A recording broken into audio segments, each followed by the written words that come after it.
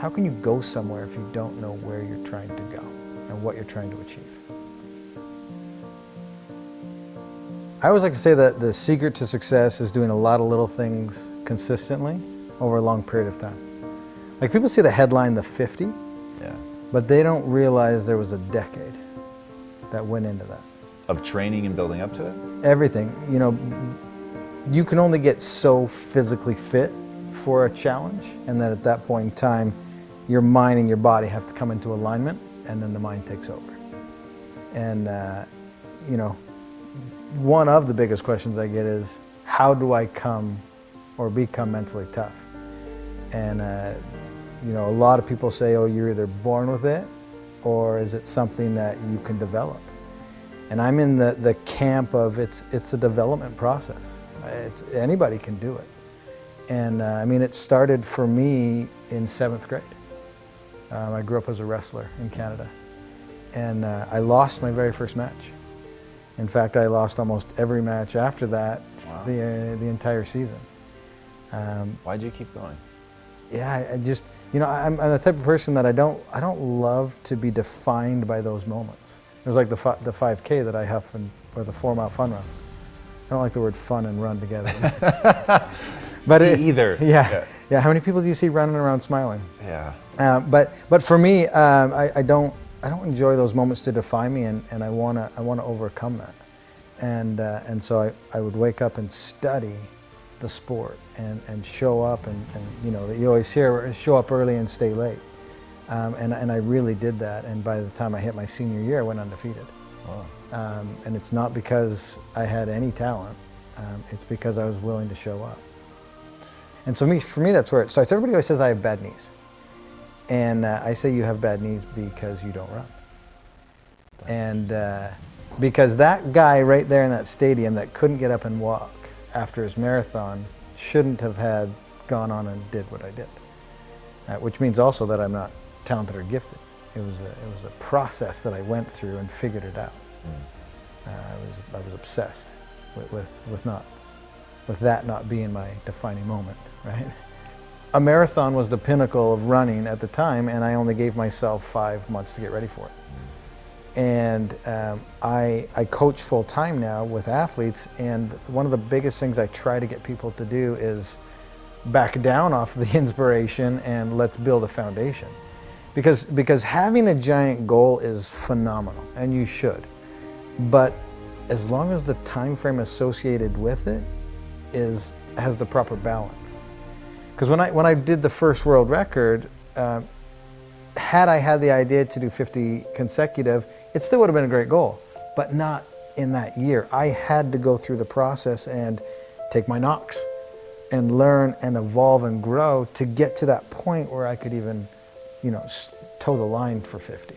How much of the learning and growing was your body growing and getting stronger and more capable, and how much was knowing how to deal with what you were going to go through mentally?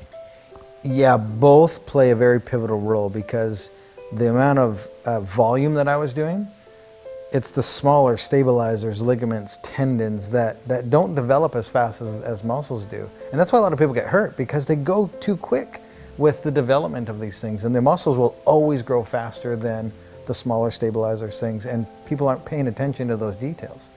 And they just get so excited with the enormity of the journey that they're not paying attention to those small things. And if you overlook those, you're going to get injured and you're going to be sidelined. Mental's obviously huge. And that is the sword that you have to continually sharpen. So again, the goal would have been great in 2010. I wasn't nearly mentally tough enough. I had to go through that process to where I could wake up and do it. It's like a muscle. It's like a cardiovascular system. It's something that you can develop, but it takes time. Confidence builds confidence, and success builds success. And having not taken the right steps, I would have ultimately failed come time for the 50. One reason was not enough for me to get back on my bike and do 20 more Ironmans. But as I started going through the list of everything that I was doing and why I was doing it, it's interesting because I would gather them all together, and I'd focus on this big ball. and I would bring it in close to me. And as soon as I focused on that, I started to experience a rebirth. Because now I was focusing on the very, very next moment that I had control over. And everything that I was trying to accomplish and why I was there. And I call this process, now looking back on it, both a rebirth and putting on my uniform, which was the alter ego. And my uniform was those yellow sunglasses you've seen me wear in some of my pictures. And when I put those glasses on, that's when the Iron Cowboy comes out. And that dude is a bad, bad man. And there's nothing that's gonna get in his way. And I do a lot of speaking from stage now, and I want to encourage people to find whatever their uniform is, find whatever their alter ego is.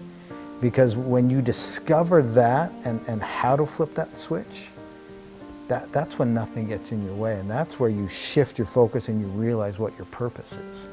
And I knew if I had the courage to get back on my bike and finish that day and then do the 20 more, my life would be different. That you're thinking that while you're there on the ground. And this whole process was about 8 minutes. The whole thing from complete meltdown to breaking all of the purposes and whys down to the realization, the rebirth, and getting back on and going. And it can happen that quick. We're moments away every day from a decision that's going to completely change our life. Every single moment of every single day has a massive impact on where you ultimately end up. And so that was a huge turning point, but it was all the decisions before and after that led to that moment. If the journey you're on is big enough, and it's going to have enough impact and change your life and other people's lives, one reason's not going to be big enough. And you need to put a lot of thought and a lot of preparation and a lot of meditation into all of the reasons why. Because at some point in time, you're going to need to gather all those little bad boys up and intently focus on it to have enough courage to get back up and do 20 more Ironmans after everything that we went through. We're surrounded today by people being satisfied with mediocre. And for me, as soon as I realized that I could believe in myself, and I had a supporting crew beside me and around me, that it opened up a lot of the doors. And the moment I used someone else's standard of excellence, that was just enough to get me moving. And then you need to put that person aside or look past that person and create or do you. Create your own lane. And so for me, once I stopped looking at what everybody else was doing and then truly believed in what I could do, that, combining it with all those character traits that I talked about before, that's when human potential is truly can be found and experienced. How did you develop the belief in yourself? I think just over a long period of time. Again, it's that whole mental aspect of sharpening that tool and putting yourself in situations where you can learn and grow. Success builds success and confidence builds confidence. And just over time, as I started to do things, I was becoming successful at them. And I was doing a lot of little things consistently over a long period of time. And that's what allowed me to build the confidence to take on the next. And so it was learned. It was learned by doing and taking massive amounts of action. You have to immediately act and go after it. The only thing I'm trying to do is to get people to open their minds as to what is possible. We're living in a day and age where we're limiting what we think is possible. We're getting in our own way. And my thing that I want to get people to do, and you've probably heard somebody say it before, but motion creates emotion. The hardest thing to do is start moving, engaging. Once you start to move and engage, you realize two things. One, it's not as scary as you thought it was. And two, you actually start enjoying what you're doing. It was the only thing that was scaring you was the first action. Dude, I'm just like every ordinary dude that's out there. I just have learned to put myself in the game. I've learned to show up every single day. The moment you realize the next step isn't going to kill you, and that next step is the first step to evolving, changing, growing, and learning and becoming literally the best version of yourself, that's the most beautiful thing. It's not going to kill you. And putting yourself in the game, you're giving yourself an opportunity to achieve something that everybody else said was impossible. What do you say, or as a speaker, what do you say to somebody who they don't know what they want? I've got a friend right now who's massively struggling, and it's the exact question I asked him. I said, what do you want? What's your passion? What are you trying to accomplish? He could not answer the question. And so my next question was, this is what you have to do first. You have to find out what you want and where you want to go. Then we can start formulating the plan. You can't formulate a plan and figure out the steps unless you know where you're trying to go. You'll just spin around in circles and probably move backwards. How can you go somewhere if you don't know where you're trying to go and what you're trying to achieve? And here's what people do, is they get dead set on the journey that they want to take, and they're so rigid with how they're going to get there that they don't see the door over here, and they don't see the bend in the river, and they try to cut because they know they're going right here, and they try to cut through. Well, they didn't know at this bend of the river there was a paradise and a picnic waiting for them that would have opened up a door. Maybe their sweetheart was waiting there for them. Don't be so rigid with how you're going to get there, because that's how you're going to discover what your passions are and who's supposed to be on your journey. And that's how truly you're going to discover what your passions are, by showing up every day, digging, grinding, hustle, whatever you want to call it, and being open to all the opportunities. Yeah, for sure. One thing I've learned is I can't change anybody. They have to be in a space and ready to do it and do it for themselves. And so for me to hold somebody to my standard, I think is somewhat unfair. Now, I hate excuses. I hate entitlement.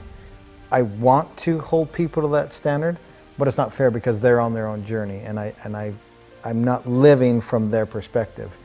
Everybody's heart is different. And for me to judge somebody else to my standard is unfair because I don't know where they are in their journey. And they could be at the beginning stages, and it would have been unfair to judge me at 24. 41 today. I've learned a lot and I've grown a lot. So my standard at 41 is different than my standard at 24. So if I'm trying to hold a 24-year-old to my standard, probably not realistic. Maybe I'm cautioning people that are listening to take a step back and to understand, take a minute to understand what that person's heart possibly is and where they are on their journey in retrospect to where you are on your journey. That's really, really insightful. I love that a lot. And knowing what somebody's heart is, I think is, I'm going to use that. That's really, really interesting. What is the impact that you want to have on the world? Man, the impact. I am not here today to change anybody. And we just had a good conversation about people at different times of their journey. And for me, I literally just want to have people understand that you have to move to start feeling something. And if you move and start feeling something, you're on your way to the best version of yourself. And the impact that I want to have is just to have the ability to get you to live outside of the existence that you're in and to open it up to what's truly possible. And if I can just get people to understand that you're in your own way and to open up Pandora's box, per se, then you'll truly find what your limits are. And I hope that you don't find your limits, that you exceed your limits.